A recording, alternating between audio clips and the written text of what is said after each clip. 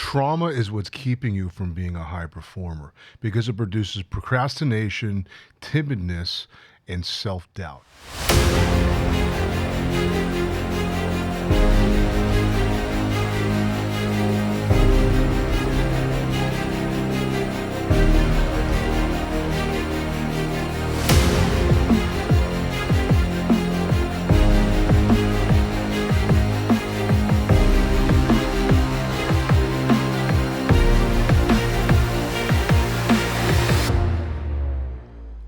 This is Dr. Spencer Coaches. Today I'm going to talk to you about what are the challenges in being a high performer. A lot of people see these highly successful people as being high performers and want to mimic their behavioral patterns, only finding themselves feeling frustrated, held back, and thinking that they're not good enough because they don't measure up to these people. It could be your boss, it could be the director of the company, it could be an entrepreneur that you work for that makes a lot of money, it could be a great lawyer, a great real estate agent, whoever you aspire to be, you're aspiring to be someone who is more successful than you are. And you're watching them and you're thinking, wow, either they have a good life and that's what you want, or they work hard and you admire their work ethic, or they just seem to be business savvy, be really good at negotiating. Whatever it is that they're really good at, you admire that about them and you want to be like them. Even pro, sports athletes. A lot of children look up to pro sports athletes and want to be like them. And when they realize this is the kind of work they put into it, 3 days during high school summer before the school year starts, everybody hates it. But that's what the pro ball players do, and high school level training is really watered down version of college training, collegiate training. Collegiate training is the closest thing to pro athlete training. But in any kind of endeavor, you're going to notice a higher level of training. And you may be taking courses after courses, going to seminars, and something just isn't working because of trauma. And here's what I mean. I experienced this in my own life. I reached a reasonably good level of success owning a chiropractic practice, having a massage therapist working for me, having a fat loss practice. I made over six figures my first year open, and in the second year it grew. And then it tanked because I neglected the practice. Because I was just sick and tired of working. And I wanted to do what I wanted to do, which is go do Brazilian Jiu-Jitsu. And I neglected my marketing, I neglected my networking, and referrals stopped coming in. And I realized my attitude also changed. And what it was because I was working out feelings of trauma in the jiu-jitsu and the sparring. But beyond that, what I really want to delve into is the emotional content that trauma creates. Because it creates self-doubt. It creates turmoil. It'll create a sense of hesitation and procrastination in your life because you're doubting yourself. Because of the fear that trauma creates in you, the hypervigilance. There's an extreme sense of failure in trauma because you failed to overcome that hardship that traumatized you. Whether it was, don't want to trigger anybody, but sometimes sexual abuse, that's a most common one with women in high school and college. Some of you may think it was your fault and you failed to protect yourself. Maybe as your child, your father beat you and you felt it was your fault because you pissed him off. Whatever the reason is, whatever the traumatic experience was, it leaves a scar. It leaves an emotional wound. And it's unresolved. And this is what happened to me. I was tortured when I was younger. It made me a very angry kid growing up. But at the same time, I excelled because I wanted to prove myself. I got really committed to proving myself. So I put my heart and soul into everything I did to prove myself until I eventually, it just burnt myself out. That's what happened. And in doing that, in making it back, I started to experience all this self-doubt. I began to hesitate in the execution of actions, even making videos like this. It dealt upon me like, whoa, what's going on in me is this procrastination. A deep procrastination, wanting things to be perfect before I executed action, wanting everything to just line up so I didn't have to work so hard. And where did that come from? I never experienced that before. I was so driven, so hardworking, that I made things work, but I failed to create real, genuine friendships and connection. because I was so driven. That's what happens when you're driven. If you're traumatized, you can turn that trauma into a fuel, into a sense, I'm not going to let that happen to me again. I'm not going to relive that. I'm going to make my life better. I'm going to make it into a situation more to my liking. I'm going to use that anger, that rage, all that passion, and turn it into passion into what you do, or that's what I did. Only I began to push people away. I was so intense, so into my way or the highway. So I had no empathy for other people, especially my employees, that I pissed people off at the same time bringing my practice up. People found it hard to talk to me. They found it hard to work with me. And I realized, this is the impact of trauma. As I began to do more research, because I had already lived with a Native American medicine woman, I have a degree in psychology, I went through counseling, lived in a yoga center. I realized this emotional dysregulation in me made me unstable. And in the past, I would focus those emotions and turn them into an energy to go work until I burnt myself out. Just working 60 hours a week, it was like, I can't do this anymore. I'm tired. I wasn't tired. I was not experiencing satisfaction and fulfillment because I had to be right. I was dominating conversations, and I wasn't really connecting with, I would say I was connecting with my patients more than I was connecting with colleagues and coworkers. And that really made it difficult to be around me. But what it is the trauma created this rage, created a sadness, created a heartache, created a sense of dysregulation, a disassociation in me that made it difficult for me to really focus on what mattered. And that's what trauma does. The impact that trauma has on your mind, it'll catch up to you. You can repress the memories, repress the emotions, and get to a certain level in life until something, bam, triggers it. And then all those emotions come out again. That's what happened to me. My mother died. And it just triggered me to look at all of my relationships in my life and realize I had no real close friends and people who I felt I can rely on and count on.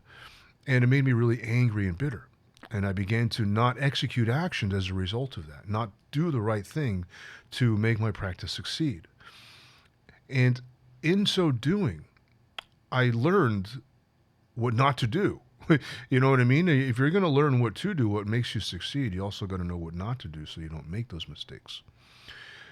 But in that time, I've learned that the emotions that trauma produces, anger, rage, fear, guilt, and shame, self-doubt, the despair, the loneliness, the anguish, the terror inside, if you don't deal with those emotions, they haunt you. They'll come out in your character and how you talk. You may snap at people. You may blow up on people. You may avoid people. And if you're in a service-oriented business, especially like a realtor, you're not going to do well because real estate agents need to connect with people. Chiropractors, doctors, psychologists, life insurance people, anyone in any kind of service, massage therapists, personal trainers. You're in a service-oriented business. You have to deal with people. You got to get along with people. You got to enroll people. You've got to inspire people. You got to empathize and understand their disposition so you can connect your service to their problem. Even in any kind of worker bee, like working on a computer where you don't have to deal with people besides coworkers, and you're primarily working on a computer. You're not serving customers or clients. You still have to make deadlines. You still have to wake up every day and do the work. And if you lack commitment, it's because of trauma. You see, here's what happens when you have trauma is you begin to what's called ruminance. Ruminance is a term in psychology where you constantly dwell on something. It's because when you have trauma, your mind actually wants to resolve it. It wants to resolve the emotional disposition, the rage, the guilt, the shame. It wants to resolve those emotions. And if you don't resolve them, or you forgot about the trauma and then somebody else reminds you of it and it gets you upset again, you'll dwell on it. And constantly dwelling on, why am I upset? That person did this to me. This situation did this to me. My mother said this to me. My father treated me this way. Whatever happened, you're going to dwell on it. And constantly dwelling on, constantly analyzing it, is going to put you in a disassociative state. It's kind of a derealization. It's like you're kind of watching yourself live your life, but you're not fully engaged. And if you're there, people can tell you're not present. The lights are on, but nobody's home. You're going to lack integrity. You're going to lack following through with things. You're going to lack accountability because you want to blame because someone else did something to you. And it's very easy to fall into the trap of feeling and being a victim. A sense of powerlessness and hopelessness happens with trauma.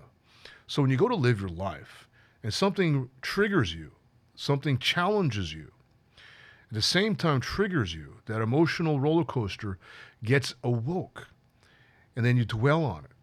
You dwell in resentment, dwell in sadness, dwell in disappointment, dwell in victimhood and powerlessness. It's not my fault. It's because they did this to me. That person did this to me. They said this to me. The circumstance did this to me. And you dwell on it over and over and over, obsessing over it. Because the mind wants resolution. The brain wants resolution. There's something called homeostasis in the body. The brain automatically knows the temperature the body should be. It knows how many beats your heart should beat per minute.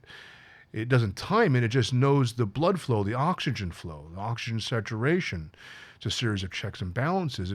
It keeps everything in balance in the body. So your body functions. Your breath rate is what it is because there's produces the right amount of oxygen in the body, expels the right amount of carbon dioxide.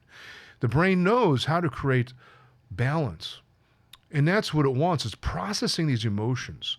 It's processing the thoughts or analyzation. Your cognition is processing it or trying to by analyzing and churning it.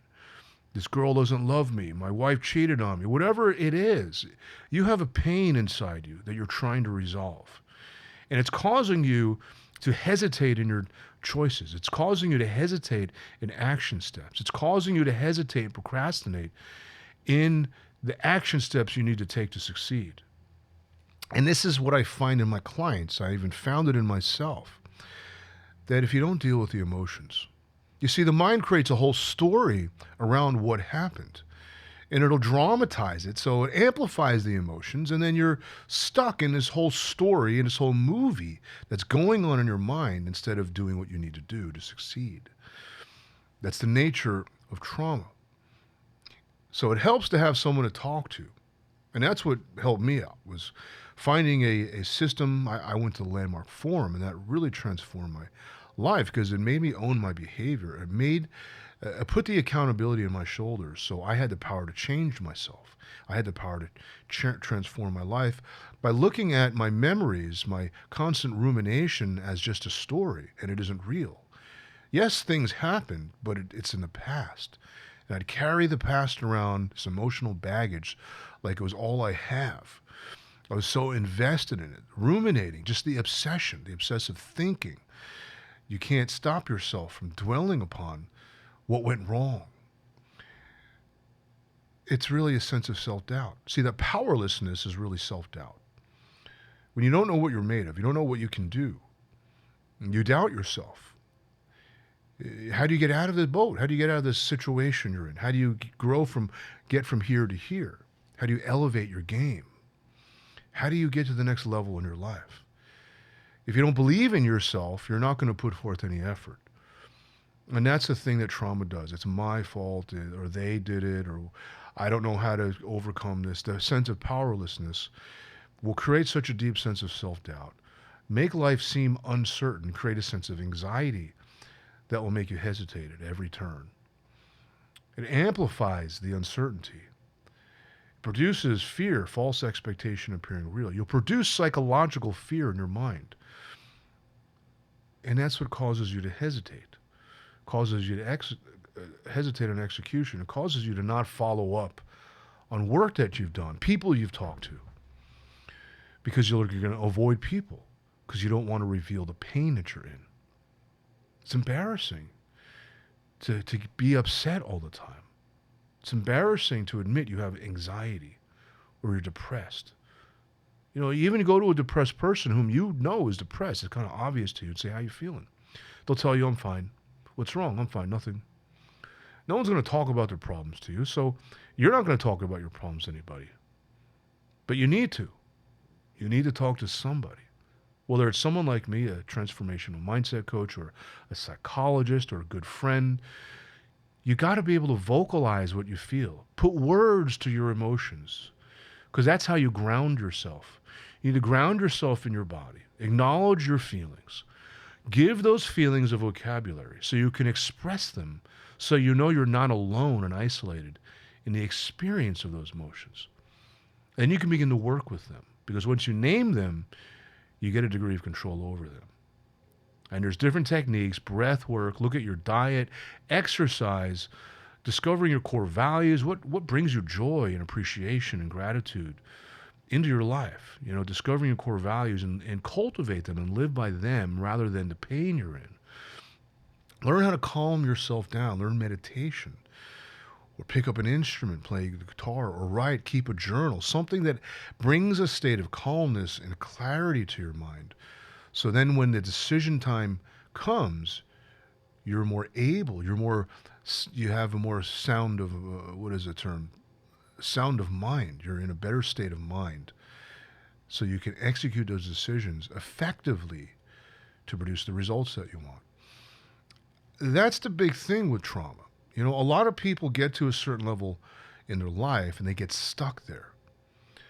They hit what's called the Peter principle. You may get promoted, but you realize you're not good enough for that level, but you never bother to learn the skills to fulfill that level. You just tell yourself, I'm not good enough. It's too hard. You're stressed out. You react. You start flipping out on people. Because you don't know what to do, you're confused and reacting. That's the trauma coming back up. You're getting triggered. So you tell yourself, I can't do it. I'm not good enough. And you take a demotion just to find a peace of mind, rather than saying, you know what, I need to learn some management skills. Let me go get a certification in Six Sigma, or Sigma 6, I think it's called, or Lean Agile, management systems, or whatever it is. Google project management training. Maybe it's sales training. Maybe it's leadership training. You got to train in something, but when you're in that flight or fight response, you have tunnel vision. You can't see the bees from the birds. You can't see the bees from the flowers. You just looking at life through a box like this. And you can't see the horizon. You can't see what's possible. That's the impact that trauma has on your mind. And because a lot of trauma gets repressed, especially from childhood, that you may not even be aware that you have these emotions. You get triggered, you freak out, you get super stressed, and you do whatever you got to do to deal with it. You go eat, you leave work early, you go hit the bottle, go to the bar. You do something just to kind of suppress the emotions, but you don't really deal with them. Because ultimately you need to process those emotions. And that's the other side of it. So you're either ruminating, constantly obsessing and dwelling upon what went wrong, the circumstance or the person, and blaming them, or you're not aware of your emotions, you're disassociated, you don't know that you have this trauma, and you just react, you get upset and don't know why. It creates tunnel vision, you can't see the horizon, and then you hesitate and hold yourself back from learning and growing. You want to elevate your life, you got to grow. Anytime you elevate your life, it's because you grow. You're dead if you stop growing. You got to keep growing no matter how old you are, no matter what stage of life. If you're a father, if you're single, if you're ready to have children or not, more often than not, people aren't ready to have children. When they do, all of a sudden you see a transformation in them. You see a maturity of them come out. And they know it. Like, I can't go out anymore. I got a baby to take care of. And it's not, I got to take care of my baby. It's like, no, I'd rather take care of my baby than hang out with my friends and go drinking. There's a shift in their being. They elevate their game. You see this higher degree of responsibility in a new parent. That's what I mean by elevating your game. And what keeps you from elevating your game is trauma, because the emotional turmoil hasn't been processed. The brain wants resolution.